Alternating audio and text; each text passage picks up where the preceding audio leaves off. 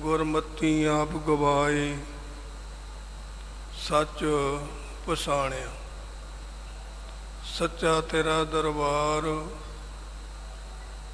शब्द नसाने। बाबा जी कृपा करते अपनी बाणी द्वारा। सच्चा तेरा हुक्म किने जानिया? गुरमुखां ने। गुरमुख किनू कहा? जेड़े गुरु दी वचन मनते हैं, महापुरुषों की संगत करते हैं, उन्हां दे वचनां ते चलते हैं, उन्हां नूं कहा गुरमुख। गुरु का मुख बन जाना गुरमुख। सच्चा तेरा हुक्म गुरमुख जानिया। उन्हां दा हुक्म किने जानिया? गुरमुखां ने जानिया। सच्चा तेरा हुक्म गुरमुख जानिया। गुरमती आप गवाए। गुरु की मत नूं ग्रहण करना, गुरु के बचन नूं सुनना, अपनी मत नूं विचों कढ़ देना। जिहड़ी आप दी मत है उहनूं गवा देना। गुरमती आप गवाए सच पछाणिया। सच की पछाण करनी है, सच ते चलण की कोशिश करनी है, सच्चे वचन नूं हिरदे विच बसाउण की कोशिश करनी है। सच्चा तेरा हुक्म गुरमुख जानिया। गुरमती आप गवाए सच पछाणिया। सच्चा तेरा दरबार। केड़ा दरबार सच्चा है? शब्द नसाणिया। जिथे शब्द का निशान होवे, ये बाबा जी का दरबार। धन धन बाबा नंद सिंह जी महाराज, बाबा ईसर सिंह जी महाराज, उन्हां दे प्यारे महापुरुष, ये उन्हां दा दरबार है। सच्चा तेरा दरबार शब्द नसाणिया। इत्थे गुरु का शब्द पढ़िया जाता है, गुरु का कीर्तन किया जाता है, गुरु की सिफत करी जाती है। होर कोई गल नहीं हुंदी। जिवें बाबा जी कृपा करते हैं, सिफत खजाना बख्श है। जिस बख्शै सो खर्चा खाए। जिन्हां नूं मालिक सिफत का खजाना बख्श दिंदा है, वो फिर गुरु के द्वारे ते सिफत करते हैं। सिफत खजाना बख्श है। जिस बख्शै सो खर्चा खाए। सतगुर बिन हथ ना आवई। सतगुरु तो बगैर ये दात नहीं मिलती। बड़ी दुनिया तुरी फिरदी है।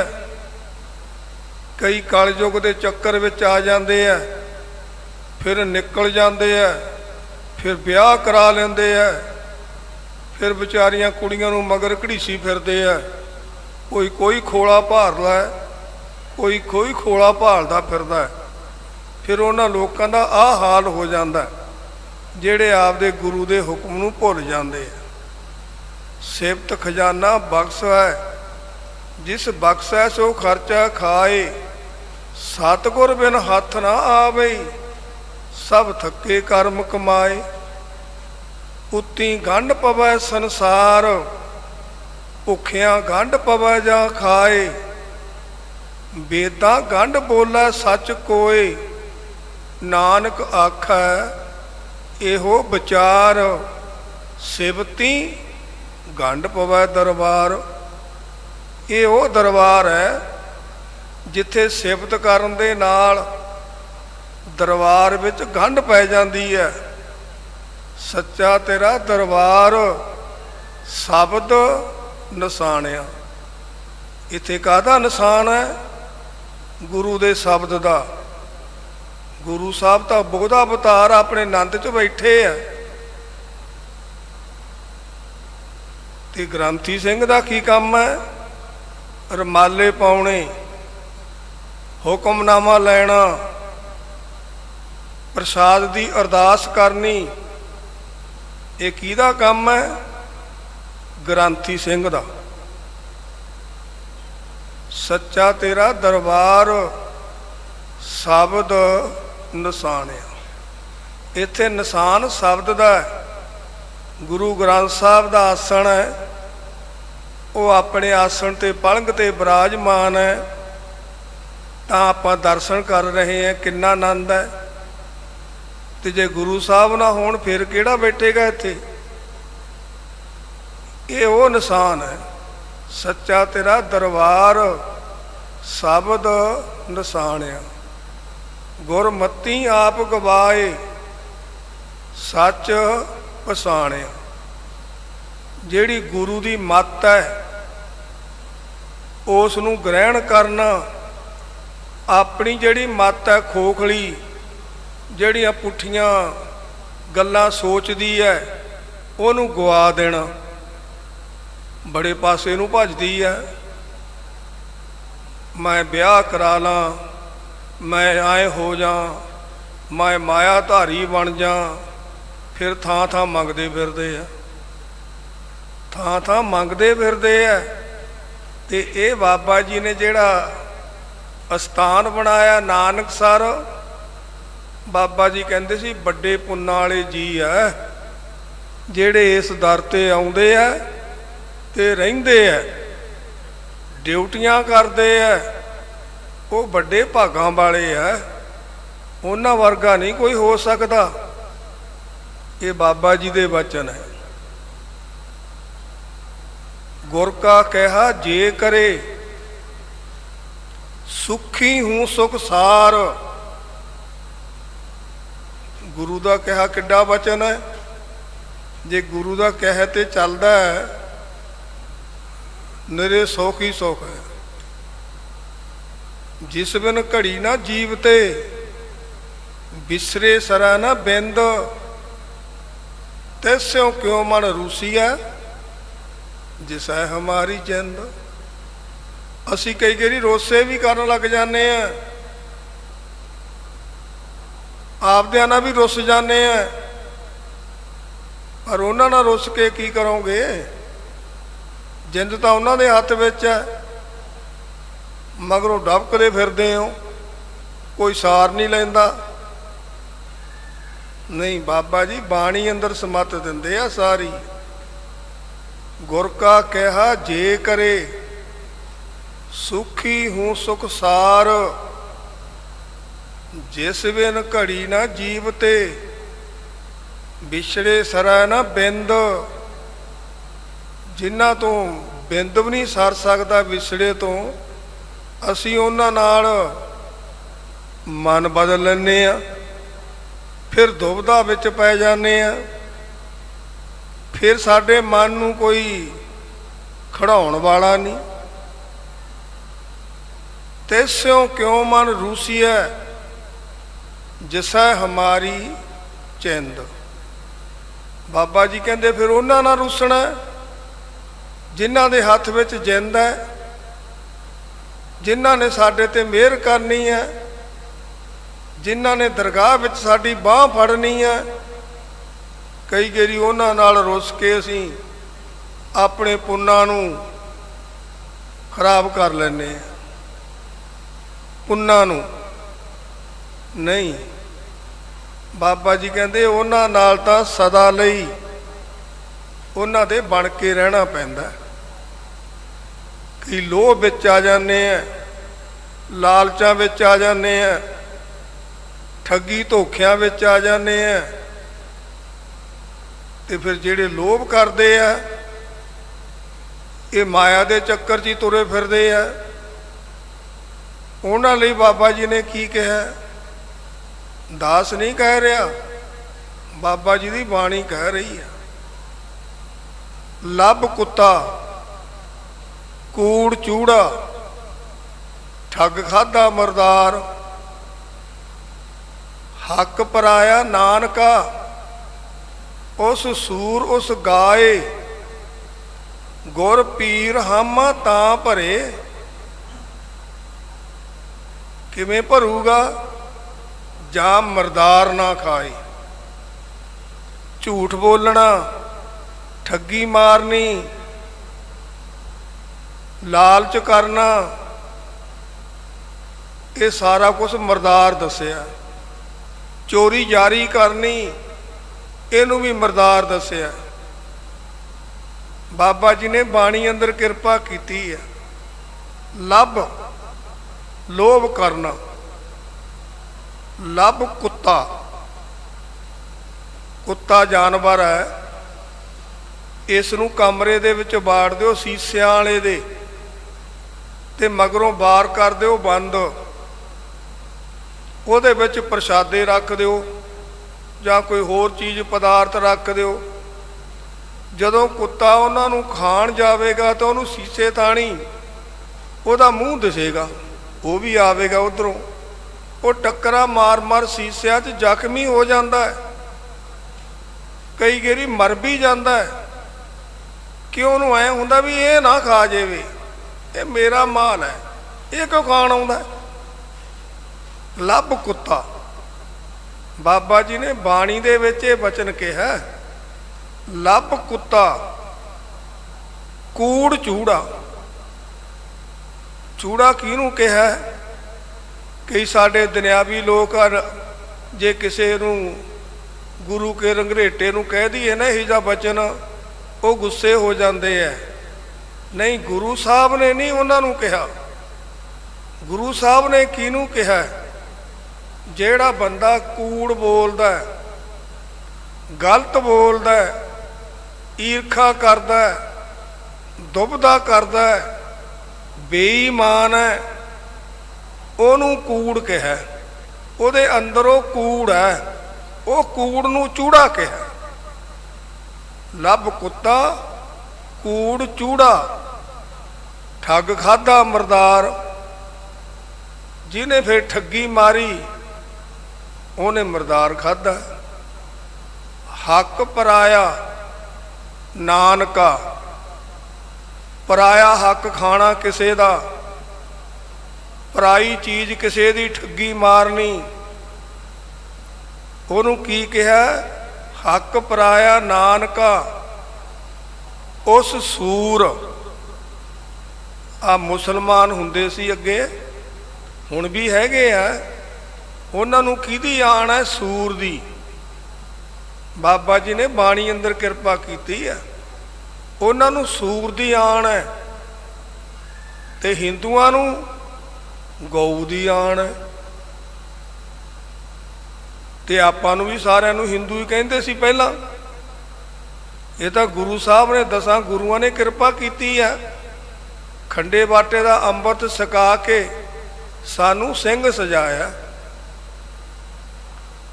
ਹੱਕ ਪਰਾਇਆ ਨਾਨਕਾ, ਉਸ ਸੂਰ ਉਸ ਗਾਏ, ਗੁਰ ਪੀਰ, ਗੁਰੂ ਤੇ ਪੀਰ ਹਾਮਾ ਤਾਂ ਭਰੇ। ਕਦੋਂ ਹਾਮੋਂ ਭਰਦੇ ਆ? ਜਾਂ ਮਰਦਾਰ ਨਾ ਖਾਏ। ਜੇ ਉਹ ਬੰਦਾ ਮਰਦਾਰ ਨਹੀਂ ਖਾਂਦਾ ਤਾਂ ਉਹਨਾਂ ਦੀ ਹਾਮੀ ਭਰਦੇ ਆ। ਜੇ ਕੋਈ ਇਹੋ ਜਿਹੀ ਦੀ ਹਾਮੀ ਭਰਦਾ, ਜਿਵੇਂ ਚੋਰ ਕੀ ਹਾਮਾ ਭਰੇ ਨਾ ਕੋਏ, ਫਿਰ ਉਹਨਾਂ ਦੀ ਕੋਈ ਹਾਮੀ ਨਹੀਂ ਭਰਦਾ। ਇਸ ਲਈ ਬਾਬਾ ਜੀ ਨੇ ਆਪਣੀ ਬਾਣੀ ਅੰਦਰ ਸਾਨੂੰ ਨਿਖੇੜ ਕੇ ਕਿਰਪਾ ਕੀਤੀ ਹੈ। ਇਹ ਬਾਬਾ ਜੀ ਦਾ ਦਰਬਾਰ, ਏਡਾ ਵੱਡਾ ਦਰਬਾਰ, ਇਹ ਬਾਬਾ ਜੀ ਨੇ ਕਿਰਪਾ ਕੀਤੀ ਹੈ। ਅਸੀਂ ਜਿਹੜੇ ਵਿਚਾਰ ਕਰ ਰਹੇ ਹਾਂ, ਇਹ ਕਿਹਦੇ ਵਿਚਾਰ ਹੈ? ਇਹ ਮੇਰੇ ਨਹੀਂ, ਇਹ ਮੇਰੇ ਮਾਲਕ ਦੇ ਵਿਚਾਰ ਹੈ। ਧੰਨ ਧੰਨ ਬਾਬਾ ਨਰੈਣ ਸਿੰਘ ਜੀ ਦੇ ਵਿਚਾਰ ਹੈ। ਕਈ ਲੋਕ ਬਾਹਰ ਜਾਂਦੇ ਆ, ਇੱਥੇ ਵੀ ਆਉਂਦੇ ਆ। ਜਦੋਂ ਇੱਥੋਂ ਪਤਾ ਲੱਗਦਾ ਫਿਰ ਇੱਥੋਂ ਕੋਈ ਘੂਰ ਦਿੰਦਾ, ਫਿਰ ਬਾਹਰਲੇ ਮੁਲਕਾਂ 'ਚ ਜਾਂਦੇ ਆ।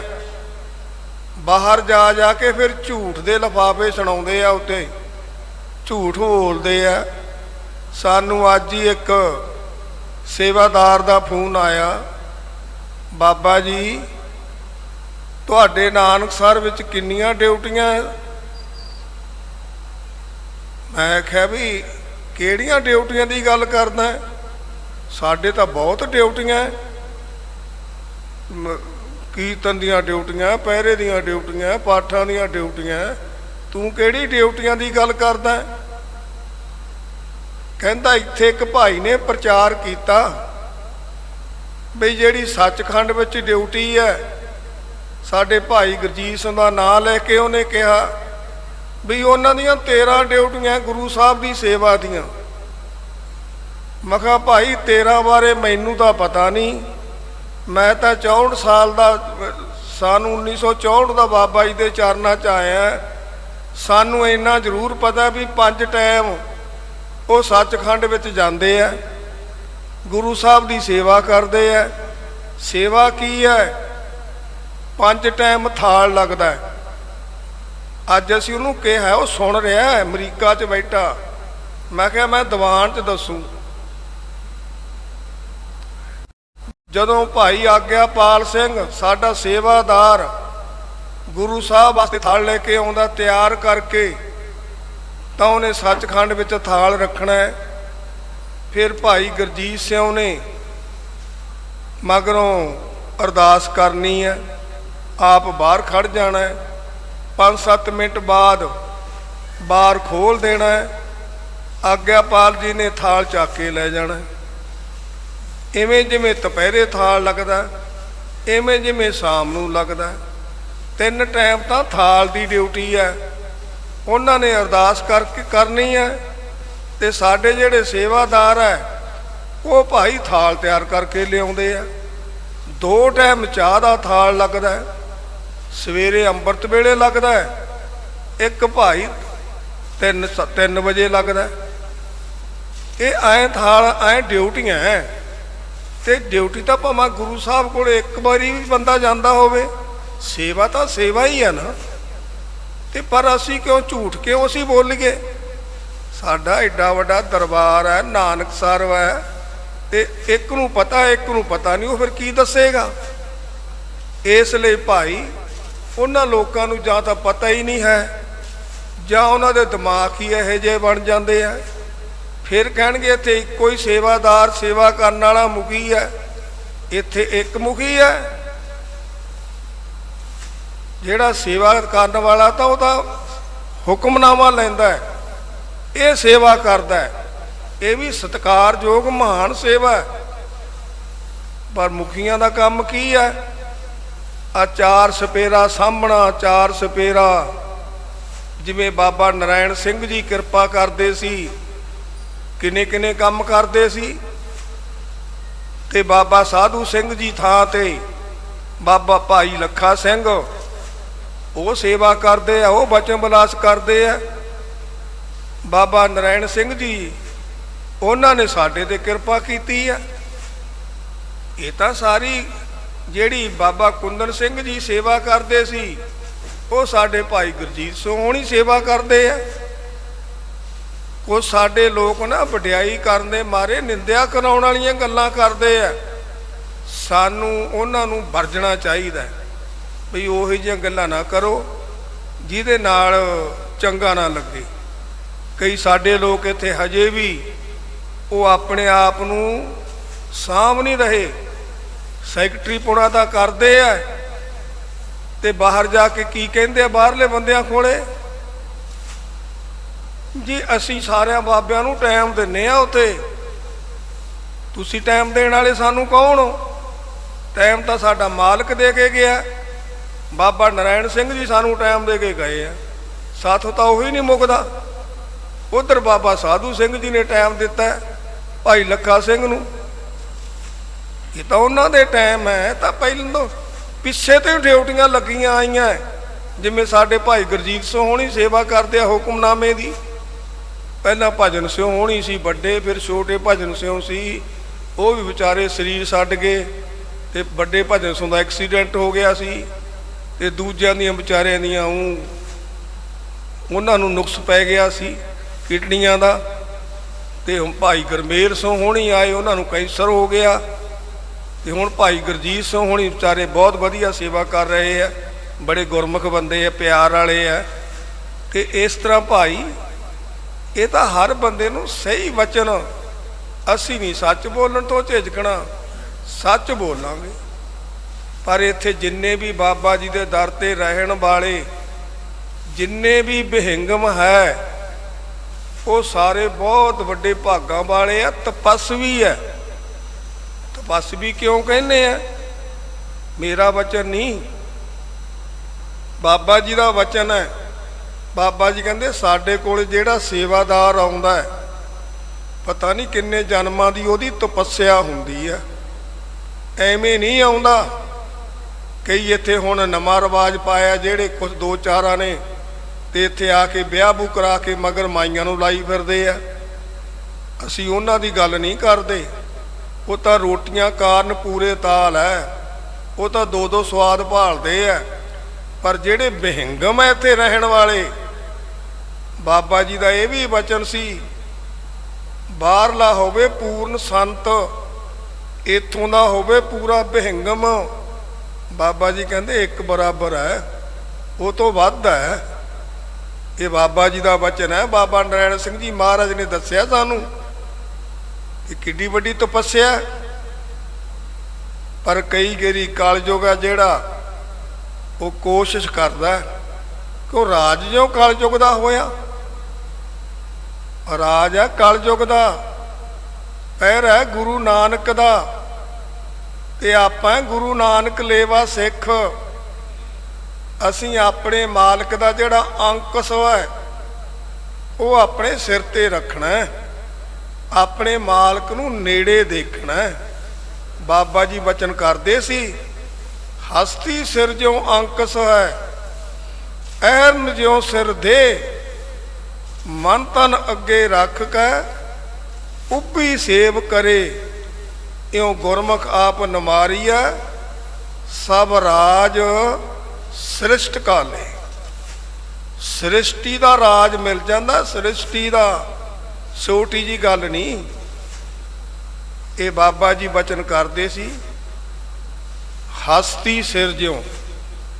ਹਸਤੀ ਕਿਹਾ ਵੀ ਇੱਕ ਹਾਥੀ ਹੁੰਦਾ ਜਾਨਵਰ, ਕਿੱਡਾ ਵੱਡਾ ਹਾਥੀ ਹੁੰਦਾ, ਉਹਦੇ ਥੋੜਾ ਜਿਹਾ 40-50 ਕਿਲੋ ਦਾ ਬੰਦਾ ਬੈਠਾ ਹੁੰਦਾ ਹੈ, ਉਹ ਐਡੇ ਵੱਡੇ ਹਾਥੀ ਨੂੰ ਕੰਟਰੋਲ ਕਰਦਾ।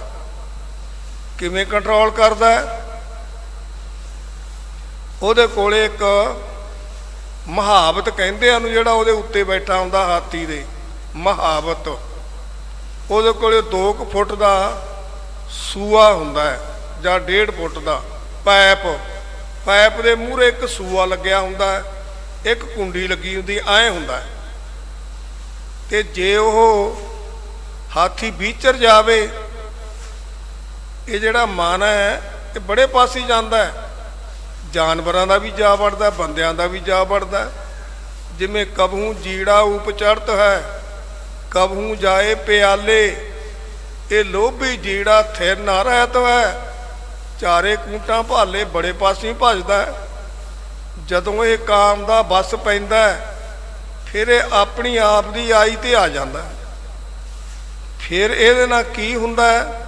ਉਹ ਜਿਹੜਾ ਮਹਾਵਤ ਉੱਤੇ ਬੈਠਾ ਹੁੰਦਾ, ਜਦੋਂ ਉਹ ਮੁੜਦਾ ਨਹੀਂ ਉਹਦੇ ਕਹਿਣ ਤੇ, ਉਹ ਸੂਆ ਮਾਰਦਾ, ਉਹਦੀ ਧੌਣ ਵਿੱਚ ਗਰਚ ਦੇਣੇ ਕੁੱਭ ਜਾਂਦਾ 2-2.5 ਇੰਚ। ਫਿਰ ਚੀਕ ਮਾਰਦਾ ਹਾਥੀ, ਸੁੰਡ ਚੱਕਦਾ ਤਾਹਾਂ ਨੂੰ, ਬਈ ਤੂੰ ਮੇਰੇ ਏਡਾ ਵੱਡਾ ਦੁੱਖ ਲਾਤਾ। ਫਿਰ ਉਹ ਜਿਹੜੀ ਕੁੰਡੀ ਹੁੰਦੀ ਹੈ, ਉਹ ਕੁੰਡੀ ਪਾ ਕੇ ਨਾ, ਉਹਦੇ ਗਲੀਆਂ ਹੁੰਦੀਆਂ ਕੰਨਾਂ ਵਿੱਚ, ਪੱਖਿਆਂ ਵਰਗੇ ਕੰਨ ਹੁੰਦੇ ਆ ਉਹਦੇ ਕੰਨ 'ਚ। ਫਿਰ ਕੁੰਡੀ ਪਾ ਕੇ ਕਹਿੰਦਾ ਇੱਧਰ ਨੂੰ ਮੁੜ, ਮੈਂ ਤੈਨੂੰ ਐਂ ਕਹਿ ਰਿਹਾ। ਉਹ ਮਹਾਵਤ ਕਹਿੰਦਾ, ਹਸਤੀ ਸਿਰ ਜੋ ਅੰਕਸ ਹੈ, ਐਰਨ ਜਿਉ ਸਿਰ ਦੇ। ਐਰਨ ਕਿਹਾ ਸੀ ਆਪਣੇ ਜਿਹੜੇ ਆ ਮਿਸਤਰੀ ਸਿੰਘ, ਵੱਡਾ ਵੱਡਾ ਮਚਾਕ ਜੇ ਲੋਹੇ ਦੇ, ਉਹਨੂੰ ਐਰਨ ਕਿਹਾ। ਅੱਗੇ ਜਦੋਂ ਫਾਲੇ ਕੁੱਟਣੇ, ਹਲ ਵਾਹੁਣਾ, ਉਹਦੀ ਚੌ ਦੇ ਵਿੱਚੋਂ ਫਾਲਾ ਕੱਢ ਕੇ ਲਿਜਾਣਾ ਜ਼ਿਮੀਂਦਾਰ ਨੇ, ਆਥਣੇ ਆ ਕੇ ਹਲ ਵਾਹ ਕੇ ਤਾਂ ਉਹ ਫਾਲੇ ਨੂੰ ਫਿਰ ਉਹਦੇ ਵਿੱਚ ਦੇਣਾ ਚੁੱਲ੍ਹੇ ਦੇ। ਜਦੋਂ ਲਾਲ ਹੋ ਜਾਣਾ ਉਸ ਨੂੰ, ਫਾਲੇ ਨੂੰ ਫਿਰ ਚੰਗੇ ਜਵਾਨ ਨੇ ਘਣ ਚਲਾਉਣੇ, ਤੇ ਉਹਨੇ ਫਿਰ ਦੋ ਸੈਣੀਆਂ ਨਾਲ ਫੜ ਕੇ ਉਹ ਐਰਨ ਦੇ ਉੱਤੇ ਰੱਖਣਾ, ਤੇ ਉਹਨੂੰ ਫਿਰ ਉਹ ਵਿੱਚੋਂ ਪਾਸੇ ਨਿਕਲਣਾ। ਉਹਨੇ ਫਾਲੇ ਨੇ, ਉਹਨੂੰ ਫਾਲਾ ਕਹਿੰਦੇ ਸੀ। ਉਹਨੇ ਕਹਿਣਾ ਠਹਿਰ ਜਾ, ਤੇਰਾ ਮੈਂ ਕੁਛ ਬਣਾਉਣਾ ਹੈ। ਉਹਨੂੰ ਲਾਲ ਨੂੰ ਕੁੱਟ ਕੇ ਫਿਰ ਮਾੜਾ ਮੋਟਾ ਥੌੜੇ ਨਾ ਕਰਕੇ ਸਿੱਧਾ ਉਹਨੇ ਚੌਚ ਠੋਕ ਕੇ ਪਾਣੀ 'ਚ ਛਿੜ ਦਿੰਦਾ ਸੀ। ਬਾਬਾ ਜੀ ਨੇ ਉਹ ਉਦਾਹਰਨ ਦਿੱਤਾ, ਹਸਤੀ ਸਿਰਜੋਂ ਅੰਕਸ ਐਰਨ ਜਿਉ ਸਿਰ ਦੇ, ਮਨ ਤਨ ਅੱਗੇ ਰੱਖ ਕੇ ਉੱਭੀ ਸੇਵ ਕਰੇ। ਕੀ ਜਦੋਂ ਆਪਣੇ ਮਾਲਕ ਦਾ ਬਣ ਗਿਆ, ਸਭ ਕੁਝ ਛੱਡਤਾ, ਕੀ ਫਿਰ ਬਾਹਰਲੇ ਫੁਰਨੇ ਕੀ ਬਣ ਜਾਣ? ਉਹ ਤਾਂ ਕਲਯੁਗ ਹੈ, ਉਹ ਤਾਂ ਸਾਨੂੰ ਖੇਡਦਾ ਹੈ, ਉਹਨਾਂ ਫੁਰਨਿਆਂ ਤੋਂ ਬਚਣਾ ਹੈ। ਹਸਤੀ ਸਿਰ ਜੋ ਅੰਕਸ ਵਾ ਐਨ ਜੋ ਸਿਰ ਦੇ। ਅਗਲਾ ਬਚਨ ਬਾਬਾ ਜੀ ਨੇ ਕੀ ਕਿਹਾ? ਮਨ ਤਨ ਅੱਗੇ ਰੱਖ ਕੇ ਉੱਭੀ ਸੇਵ ਕਰੇ। ਉਹ ਸੇਵਾਦਾਰ ਮਨ ਤਨ ਆਪਣੇ ਮਾਲਕ ਨੂੰ ਦੇ ਦੇ। ਫਿਰ ਬਾਬਾ ਜੀ ਕਿਰਪਾ ਕਰਦੇ ਸੀ, ਜੋ ਕੁਛ ਹੈ ਸੋ ਦੇ ਦੇ ਉਸ ਨੂੰ। ਤਨ ਮਨ ਧਨ ਤੇ ਆਪਾ, ਦਿੱਤਾ ਖਾਵੇਂ ਦਿੱਤਾ ਪਹਿਨੇ, ਸੜਦੇ ਹੋਰ ਸਿਆਪਾ। ਅਸੀਂ ਸਿਆਪਿਆਂ 'ਚ ਪਏ ਫਿਰਦੇ ਆ, ਮਗਰੋਂ ਜਵਾਕਾਂ ਦੀਆਂ ਨਲੀਆਂ ਪੂੰਝਦੇ ਫਿਰਦੇ ਆ, ਫਿਰ ਰੇਪ ਪਜਾਮੇ ਜੇ ਸਮਾ ਲੈਂਦੇ ਆ, ਸੂਤ ਹੀ ਨਹੀਂ ਆਉਂਦਾ ਕੰਮ। ਬਾਬਾ ਜੀ ਕਹਿੰਦੇ ਜਿਹੜਾ ਇਹ ਬਹਿੰਗਮੀ ਸਥਾਨ ਹੈ, ਇਹ ਤਾਂ ਤਿੱਖੀ ਤੇਗ ਤੇ ਤੁਰਨਾ, ਤਿੱਖੀ ਤੇ। ਫਿਰ ਬਾਬਾ ਜੀ ਕੋਈ ਘਾਟ ਵੀ ਨਹੀਂ ਛੱਡਦੇ। ਹਸਤੀ ਸਿਰ ਜੋ ਅੰਕਸ ਐਨ ਜਿਉ ਸਿਰ ਦੇ, ਮਨ ਤਨ ਅੱਗੇ ਰੱਖ ਕੇ ਉੱਭੀ ਸੇਵ ਕਰੇ। ਇਉਂ ਗੁਰਮੁਖ ਆਪ ਨਮਾਰੀਐ, ਸਭ ਰਾਜ ਸ੍ਰਿਸ਼ਟੀ ਕਾਲੇ। ਫਿਰ ਬਾਬਾ ਜੀ ਕਹਿੰਦੇ ਭਾਈ ਜਿਹੜਾ ਪਾਰ ਲੰਘ ਜਾਂਦਾ, ਜਿਹੜਾ ਆਪਣੀ ਜ਼ਿੰਦਗੀ ਬਾਬਾ ਜੀ ਦੇ ਚਰਨਾਂ 'ਚ ਲਾ ਦਿੰਦਾ ਹੈ, ਉਹਨੂੰ ਪਤਾ ਨਹੀਂ ਕਿੰਨਾ ਕੁਝ ਮਿਲਦਾ। ਸ੍ਰਿਸ਼ਟੀ ਦਾ ਰਾਜ ਵੀ ਮਿਲ ਜਾਂਦਾ ਹੈ, ਪਰ ਬਾਬਾ ਜੀ ਕਹਿੰਦੇ ਕੁਛ ਕਰਨਾ ਪੈਂਦਾ ਹੈ। ਆ ਸਿਉਣਾ ਹੁੰਦਾ, ਸਿਉਣਾ ਆ ਇੱਥੇ ਸੁਨਿਆਰੇ ਲੱਗੇ ਹੋਏ ਆ, ਉਹ ਸਿਉਣਾ ਕੁੱਟ ਰਹੇ ਆ। ਤੇ ਸਤਿਕਾਰ ਵਾਲੀ ਜਗ੍ਹਾ ਤੇ ਸਿਉਣਾ ਕਦੋਂ ਆਉਂਦਾ ਹੈ? ਪਹਿਲਾਂ ਉਹਨੂੰ ਕੁੱਟਦੇ ਆ, ਪਹਿਲਾਂ ਅੱਗ ਵਿੱਚ ਪਾਉਂਦੇ ਆ, ਲਾਲ ਕਰਦੇ ਆ, ਉਹਦੀ ਬੱਟੀ ਬਣਾਉਂਦੇ ਆ, ਤੇ ਫਿਰ ਬੇਲਨੇ ਥਾਣੀ ਕੱਢਦੇ ਆ, ਫਿਰ ਉਹਦੀਆਂ ਐਡੀਆਂ ਬੱਟੀਆਂ ਬਣਾਉਂਦੇ ਆ, ਫਿਰ ਉਹਨੂੰ ਅੱਗ ਤੇ ਫਿਰ ਗਰਮ ਕਰਦੇ ਆ, ਤੇਲ ਲੱਗਿਆ ਵਾ ਕੱਢਦੇ ਆ, ਫਿਰ ਇੱਕ ਕਾਪੀ ਦੇ ਵਿੱਚ ਨਾ ਕਿਤਾਬ ਪਾ ਕੇ ਜਿਹੜੀ ਚਮੜੇ ਦੀ ਹੁੰਦੀ ਆ, ਫਿਰ ਉਹਨੂੰ ਉਹਦੇ ਵਰਕ ਬਣਾਉਂਦੇ ਆ, ਵਰਕ ਬਣਾ ਕੇ ਫਿਰ ਲੱਗਦੇ ਆ। ਆ ਬਾਬਾ ਜੀ ਦੀ ਚਗਾਟ ਤੇ ਲੱਗਿਆ ਹੋਇਆ ਸਿਉਣਾ। ਇਹ ਹੁਣ ਚਿਲਕਦਾ ਨਾ ਕਿੱਥੇ ਲੱਗਿਆ। ਇੰਨੇ ਪਾਸਿਆਂ ਵਿੱਚ ਦੀ ਲੰਘ ਕੇ, ਇੰਨੀਆਂ ਦੁੱਖਾਂ ਤਕਲੀਫਾਂ ਵਿੱਚ ਦੀ ਲੰਘ ਕੇ ਤਾਂ ਕਿੰਨੀ ਸੋਹਣੀ ਜਗ੍ਹਾ ਤੇ ਆ ਗਿਆ। ਹੁਣ ਆਸਣ ਤੇ ਹੀ ਰਹਿਣਾ ਹੈ, ਦੁਨੀਆ ਦਰਸ਼ਨ ਕਰਦੀ ਹੈ। ਇਵੇਂ ਜਿਵੇਂ ਹਰ ਜੀਵ ਨੂੰ ਜੇ ਕੋਈ ਕਹੇ ਮੈਂ ਸੌਖਾ ਸੌਖਾ ਹੀ, ਤੇ ਦੁੱਧ ਦੱਧ ਨਾਲ ਰੱਜ ਕੇ ਚੋਲਾ ਪਾ ਕੇ ਫਿਰਦਾ ਰਹਾ, ਤੇ ਫਿਰ ਮੈਂ ਭਾਲਾ ਸੰਤਗੀਰੀ। ਬਾਬਾ ਜੀ ਕਹਿੰਦੇ ਸੀ ਇਹ ਨਹੀਂ ਹੈ। ਸੰਤਗੀਰੀ ਵਾਸਤੇ ਤਾਂ ਆਪਣਾ ਆਪ ਗਵਾਉਣਾ ਪਊ। ਆਪ ਗਵਾਈਆ ਤਾਂ ਸਹੁ ਪਾਈਆ। ਗੁਰ ਪੀਰਾਂ ਕੀ ਚਾਕਰੀ, ਮਹਾਂ ਕਰੜੀ ਸੁਖ ਸਾਰ। ਮਹਾਂ ਕਰੜੀ ਵੀ ਹੈ, ਫਿਰ ਸੁੱਖਾਂ ਦੇ ਸਾਰ ਵੀ ਹੈ। ਤੇ ਇਸ ਲਈ ਭਾਈ ਇਹ ਬਾਬਾ ਜੀ ਦਾ ਦਰਬਾਰ ਹੈ। ਬਾਬਾ ਈਸ਼ਰ ਸਿੰਘ ਜੀ ਮਹਾਰਾਜ ਨੇ ਬੜੀਆਂ ਮਿਹਰਾਂ ਕੀਤੀਆਂ, ਕਿਰਪਾ ਕੀਤੀਆਂ, ਐਡਾ ਸੋਹਣਾ ਸਥਾਨ ਬਣਾ ਕੇ। ਤੇ ਬਾਬਾ ਜੀ ਨੇ ਕਿੰਨਾ ਕੁਛ ਇੱਥੇ ਕਿਹੜੀਆਂ ਕਿਹੜੀਆਂ ਮਰਜ਼ਾਦਾ ਬੰਨ੍ਹਤੀਆਂ। ਆ ਕਥਾ ਕੀਰਤਨ ਦੀ ਜਿਹੜੀ ਮਰਜ਼ਾਦਾ ਇਹ ਬਾਬਾ ਈਸਰ ਸਿੰਘ ਜੀ ਮਹਾਰਾਜ ਨੇ ਕਿਰਪਾ ਕੀਤੀ ਹੈ। ਬਾਬਾ ਜੀ ਕਹਿੰਦੇ ਸੀ, ਭਾਈ ਕੋਈ ਬੰਦਾ ਵੀ ਡਿਊਟੀ 'ਚ ਕੁਤਾਹੀ ਨਾ ਕਰੇ। ਜੇ ਡਿਊਟੀ 'ਚ ਕੁਤਾਹੀ ਕਰੋਗੇ ਤਾਂ ਮਾਲਕ ਦੀ ਪ੍ਰਸੰਨਤਾ ਤੋਂ ਦੂਰ ਰਹੋਗੇ। ਡਿਊਟੀ ਤੋਂ ਕਦੇ ਕੁਤਾਹੀ ਨਹੀਂ ਕਰਨੀ। ਪਹਿਲਾਂ ਹੀ ਡਿਊਟੀ ਦੇ ਬੰਦਾ ਤਿਆਰ ਹੋਵੇ, ਇਹ ਨਾ ਹੋਵੇ ਤੇ ਕੋਈ ਤੁਰਿਆ ਕੌਂਕੀ ਫਿਰੇ ਤੇ ਡਿਊਟੀ ਵਾਲਾ ਇੱਥੇ ਡੀਕਦਾ ਹੋਵੇ। ਇਹ ਨਹੀਂ ਕੰਮ ਹੋਣਾ ਚਾਹੀਦਾ। ਬਾਬਾ ਜੀ ਕਹਿੰਦੇ ਸੀ, ਭਾਈ 16 ਆਨੇ ਦਾ 16.5 ਆਨੇ ਕੰਮ ਜਿਹੜਾ ਬੰਦਾ ਕਰਦਾ ਹੈ ਉਹ ਬੰਦਾ ਸਭ ਨੂੰ ਪਿਆਰਾ ਲੱਗਦਾ ਹੈ। ਕੋਈ ਨੌਕਰ ਹੈ, ਜੇ ਨੌਕਰ ਨੂੰ ਲਿਆਂਦਾ ਉਹ ਕੰਮ ਕਰਦਾ, ਜੇ ਲਿਚ ਗੜੀਚੀਆਂ ਕਰਦਾ ਫਿਰਦਾ, ਕਦੇ ਰੋਟੀ ਖਾਣ ਬਹਿ ਗਿਆ, ਕਦੇ ਪਿਸ਼ਾਬ ਕਰਨ ਚਲਿਆ ਗਿਆ ਤੇ ਕਦੇ ਉੱਥੇ ਖੜ ਗਿਆ, ਕਦੇ ਉੱਥੇ ਖੜ ਗਿਆ, ਕੰਮ ਕਰਦਾ ਨਹੀਂ ਤੇ ਸ਼ਾਮ ਨੂੰ ਪੈਸੇ ਭਾਲਦਾ, ਉਹ ਕੰਮ ਹੋ ਗਿਆ। ਮਾਲਕ ਦੇ ਤਾਂ ਮਨ 'ਚ ਘਿਰਨਾ ਬਣ ਜੂ ਉਹਦੇ ਲਈ, ਬਈ ਇਹ ਤਾਂ ਲਿਚ ਗੜੀਚੀਆਂ ਵਾਲਾ ਬੰਦਾ ਹੈ, ਇਹ ਤਾਂ ਇਹਨੇ ਤਾਂ ਕੰਮ ਹੀ ਨਹੀਂ ਕੀਤਾ। ਨਹੀਂ, ਬਾਬਾ ਜੀ ਦੇ ਟੇਪ ਵਿੱਚ ਵੀ ਬਚਨ ਹੈ। ਬਾਬਾ ਜੀ ਕਹਿੰਦੇ 16 ਆਨੇ ਦੇ 16.5 ਆਨੇ ਕੰਮ ਕਰਨਾ ਚਾਹੀਦਾ। ਉਹਦੇ ਤੇ ਮਾਲਕ ਦੀ ਮਿਹਰ ਹੁੰਦੀ ਹੈ, ਫਿਰ ਮਾਲਕ ਉਹਦੀ ਸਿਫਤ ਵੀ ਕਰਦਾ। ਬਈ ਸਾਡਾ ਨੌਕਰ ਆ ਨਾ, ਜਿਹੜਾ ਸਾਡਾ ਸੇਵਾਦਾਰ ਆ, ਬੜਾ ਵਧੀਆ ਬੰਦਾ, ਉਹ ਬਈ ਬੜਾ ਕੰਮ ਕਰਦਾ, ਵਿਚਾਰਾ ਟਿਕਦਾ ਹੀ ਨਹੀਂ। ਫਿਰ ਮਾਲਕ ਉਹਦੀ ਖਾਤਰ ਕੋਈ ਵਧੀਆ ਪਦਾਰਥ ਵੀ ਲਿਆਉਂਦਾ, ਉਹਨੂੰ ਖਵਾਉਣ ਵਾਸਤੇ ਜਿਹੜਾ ਕੁਝ ਘਰਦਿਆਂ ਨੂੰ ਖਵਾਉਂਦਾ ਉਹੀ ਉਹਨੂੰ ਵੀ ਖਵਾਉਂਦੇ ਆ। ਨਾ ਬਈ ਇਹ ਕਿੰਨਾ ਕੰਮ ਕਰਦਾ। ਆ ਪਹਿਲਾਂ ਦੇ ਸਮੇਂ ਦੀ ਗੱਲ ਹੈ, ਹੁਣ ਤਾਂ ਮੈਨੂੰ ਪਤਾ ਨਹੀਂ, ਸ਼ਾਇਦ ਹੁਣ ਵੀ ਹੋਵੇ। ਅੱਗੇ ਬੰਦਿਆਂ ਨੇ ਹਾੜੀ ਵੱਢਣੀ, ਹਾੜੀ ਜਦੋਂ ਹਾੜੀ ਵੱਢਦੇ ਸੀ ਨਾ, ਜਿਹੜੇ ਨੌਕਰ ਰੱਖੇ ਹੁੰਦੇ ਸੀ, ਘਰਦਿਆਂ ਦੇ ਬਰਾਬਰ ਦਾ ਘਿਓ ਉਹਨਾਂ ਨੂੰ ਦੇਣਾ। ਜੇ 5 ਕਿਲੋ ਘਰਦਿਆਂ ਨੂੰ ਰੱਖਤਾ, ਜਿਹੜਾ ਘਰ ਦਾ ਜੀ ਹਾੜੀ ਵੱਢਣ ਵਾਲਾ ਤਾਂ 5 ਕਿਲੋ ਘਿਓ ਉਹਨੂੰ ਦੇਣਾ। ਬਈ ਨਾ ਬਈ ਇਹਨੇ ਵੀ ਬਰਾਬਰ ਵੱਢਣੀ ਹੈ। ਤੇ ਐਂ ਸ਼ੱਕਰ ਘਿਓ ਖਾਂਦੇ ਜਦੋਂ ਹਾੜੀਆਂ ਵੱਢਦੇ ਸੀ ਲੋਕ। ਹੁਣ ਤਾਂ ਕਿਸੇ ਨੂੰ ਪਤਾ ਹੀ ਨਹੀਂ ਇਹਨਾਂ ਗੱਲਾਂ ਦਾ। ਹੁਣ ਤਾਂ ਕੰਪਾਈਨਾਂ ਵੱਢ ਕੇ ਪਰੇ ਮਾਰਦੀਆਂ 10-15 ਦਿਨਾਂ 'ਚ।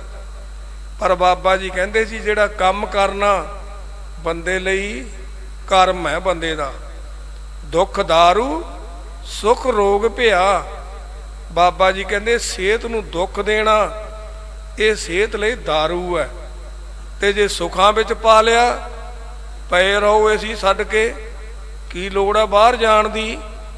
ਨਾ, ਫਿਰ ਗਿੱਟੇ ਗੋਡੇ ਦਾ ਦੁਖਣਾ ਹੀ ਹੈ। ਹੁਣ ਸਾਡੇ ਲੋਕਾਂ ਦੇ ਤਾਈਓ ਦੁਖਦੇ ਆ ਗੋਡੇ, ਮਾੜਾ ਮੋਟਾ ਠੰਡੇ ਤਾਂ ਬਹਿ ਜਾਂਦੇ ਆ, ਗੋਡੇ ਦੁਖਣ ਲੱਗ ਜਾਂਦੇ ਆ। ਨਾ ਬਈ, ਕੋਸ਼ਿਸ਼ ਕਰੋ ਇੱਥੋਂ ਬਚਿਆ ਜਾਵੇ। ਕੰਮ ਕਰੋ, ਤੁਰੋ ਫਿਰੋ, ਮਿਹਨਤ ਕਰੋ। ਮਿਹਨਤ ਕਰਨ ਦੇ ਨਾਲ ਬੰਦਾ ਤਕੜਾ ਰਹਿੰਦਾ ਹੈ। ਬਾਬਾ ਜੀ ਨੇ ਫਿਰ ਇੱਥੇ ਬਾਬੇ ਬਾਬਾ ਸੋਹਣੀ ਹੁੰਦੇ ਸੀ, ਆਪਣੇ ਇੱਧਰ ਰਹਿੰਦੇ ਸੀ।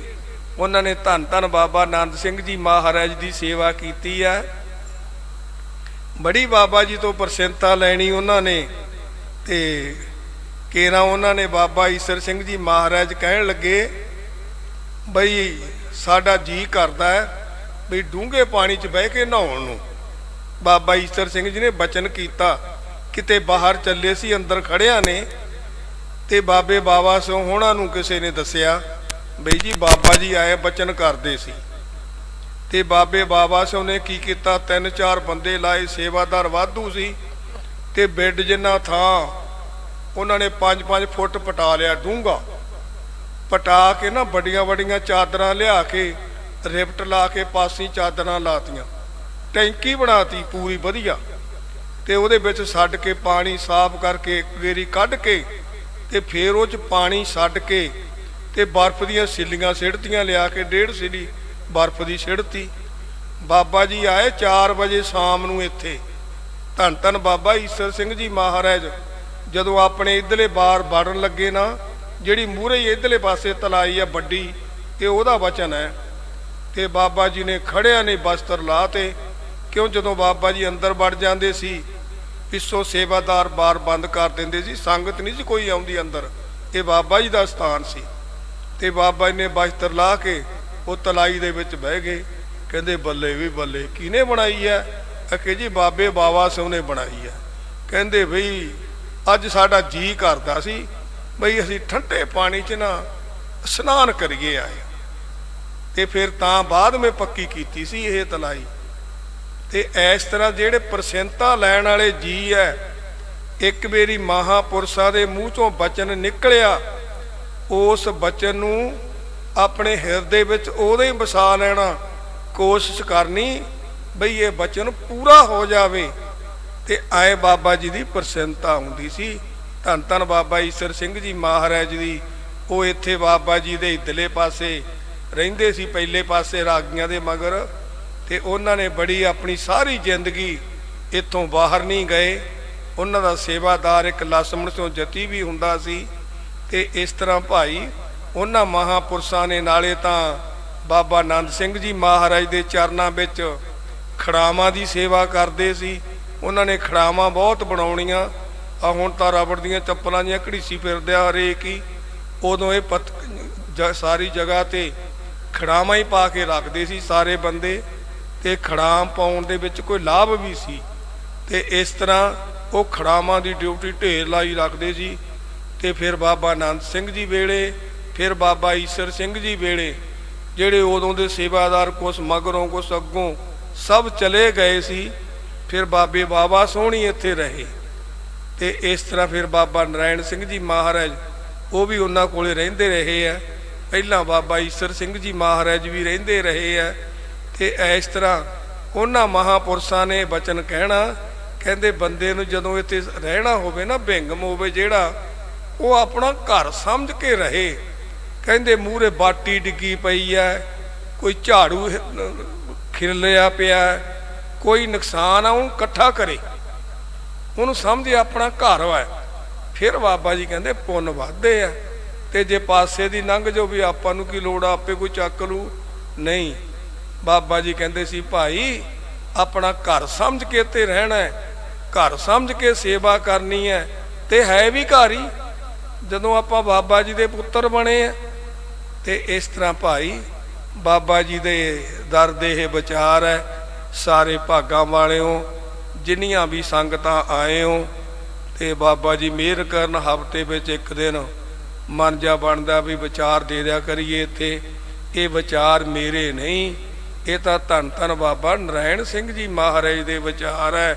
ਉਹਨਾਂ ਨੇ ਕਿਰਪਾ ਕੀਤੀ ਹੈ ਤੇ ਅਸੀਂ ਭਾਈ ਇਹ ਵਿਚਾਰ ਰੱਖਦੇ ਹਾਂ। ਤੇ ਇਸ ਤਰ੍ਹਾਂ ਭਾਈ ਕਿਉਂ ਨਾ ਰੱਖੀਏ, ਸਾਡਾ ਘਰ ਵਾ, ਸਾਡੀਆਂ ਇੱਥੇ ਜ਼ਿੰਮੇਦਾਰੀਆਂ ਨਾਲ ਇੱਥੇ ਕੰਮ ਕਰ ਰਹੇ ਹਾਂ। ਇਸ ਘਰ ਦੇ ਅਸੀਂ ਸੇਵਾਦਾਰ ਹਾਂ। ਇਹ ਸਾਡਾ ਫਰਜ਼ ਵੀ ਬਣਦਾ। ਸੇਵਾਦਾਰ ਦਾ ਫਰਜ਼ ਇਹ ਤਾਂ ਨਹੀਂ ਹੈ ਕਿ ਵਿਹਲੇ ਬੈਠੇ ਰਹੋ, ਨਹੀਂ। ਸੇਵਾਦਾਰ ਦਾ ਫਰਜ਼ ਹੈ ਕੁਛ ਕਰੋ ਤੇ ਕਰਕੇ ਵਿਖਾਓ, ਇਹ ਸੇਵਾਦਾਰ ਦਾ ਫਰਜ਼ ਹੈ। ਤੇ ਇਸ ਲਈ ਅਸੀਂ ਹੁਣ ਸਮਾਪਤੀ ਕਰਦੇ ਹਾਂ। ਸੱਚਾ ਤੇਰਾ ਹੁਕਮ ਗੁਰਮੁਖ ਜਾਣਿਆ, ਗੁਰਮਤੀ ਆਪ ਗਵਾਏ ਸੱਚ ਪਛਾਣਿਆ। ਸੱਚਾ ਤੇਰਾ ਦਰਬਾਰ ਸ਼ਬਦ ਨਿਸ਼ਾਨਿਆ। ਇਹ ਕਿਹਦਾ ਨਿਸ਼ਾਨ ਹੈ? ਗੁਰੂ ਦੇ ਸ਼ਬਦ ਦਾ ਨਿਸ਼ਾਨ ਹੈ। ਸਾਰੀ ਸੰਗਤ ਭਾਗਾਂ ਵਾਲਿਓ, ਅੰਮ੍ਰਿਤ ਵੇਲੇ ਉੱਠਿਆ ਕਰੋ, ਨਿਤਨੇਮ ਕਰਿਆ ਕਰੋ, ਬਾਣੀ ਪੜ੍ਹਿਆ ਕਰੋ। ਜਿਹੜੇ ਬੱਚੇ ਹੈ ਬੱਚੀਆਂ, ਮਾਤਾ ਪਿਤਾ ਦਾ ਹੁਕਮ ਮੰਨਿਆ ਕਰੋ। ਨਸ਼ਿਆਂ ਤੋਂ ਦੂਰ ਰਹਿਣਾ ਹੈ। ਸਾਰੇ ਜਿਹੜੇ ਨਸ਼ੇ ਹੈ, ਬਾਬਾ ਜੀ ਕਹਿੰਦੇ ਸੀ ਬਾਣੀ ਵਿੱਚ ਕਿਰਪਾ ਕਰਦੇ ਆ, ਜਿਸ ਪੀਤਿਆਂ ਮਤ ਦੂਰ ਹੋਏ, ਬਰਲ ਪਵੇ ਵਿੱਚ ਆਏ, ਆਪਣਾ ਪਰਾਇਆ ਨਾ ਪਛਾਣੇ, ਖਸਮੋਂ ਧੱਕੇ ਖਾਏ। ਇਸ ਲਈ ਨਸ਼ਿਆਂ ਤੋਂ ਅਸੀਂ ਬਚ ਕੇ ਰਹਿਣਾ ਹੈ। ਸਾਨੂੰ ਨਸ਼ਾ ਕਿਹੜਾ ਚਾਹੀਦਾ? ਨਾਮ ਖਮਾਰੀ ਨਾਨਕਾ ਚੜੀ ਰਹੇ ਦਿਨ ਰਾਤ।